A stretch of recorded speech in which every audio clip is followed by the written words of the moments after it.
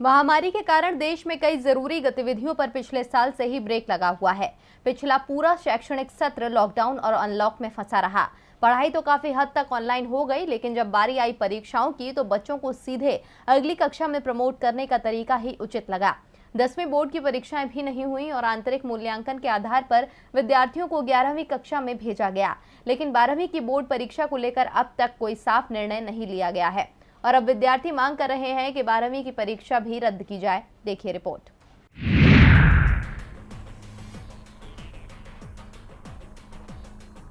महामारी के कारण देश में हालात गंभीर बने हुए हैं। पिछली बार के मुकाबले इस बार मरीजों की संख्या कई गुना बढ़ गई है और उतनी ही तेजी से बढ़ रही है भविष्य को लेकर चिंताएं। महामारी के बढ़ते मामलों के कारण सीबीएसई 12वीं बोर्ड की परीक्षा में शामिल होने वाले छात्रों के अंदर डर और चिंता दोनों देखने को मिल रही है। कई राज्यों में महामारी के चलते लॉकडाउन लगा हुआ है, शिक्षण संस्थान भी बंद हैं।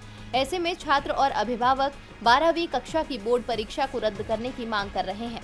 गौरतलब है कि पहले परीक्षा 4 मई से होने वाली थी, लेकिन महामारी की दूसरी लहर के कारण परीक्षाओं को टाल दिया गया और जून में कोई फैसला लेने की बात सरकार ने कही थी।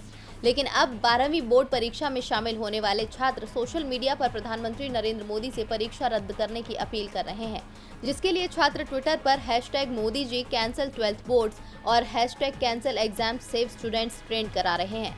कई छात्रों का कहना है कि कई देशों ने संक्रमितों की संख्या कम होने के बावजूद सभी परीक्षाएं रद्द कर दी हैं, लेकिन सीबीएसई बोर्ड ने अब तक परीक्षा रद्द नहीं की है।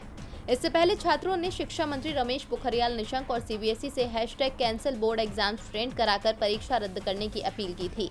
हालांकि सीबीएसई ने अभी तक 12वीं बोर्ड की परीक्षा को लेकर कोई अंतिम निर्णय नहीं लिया है।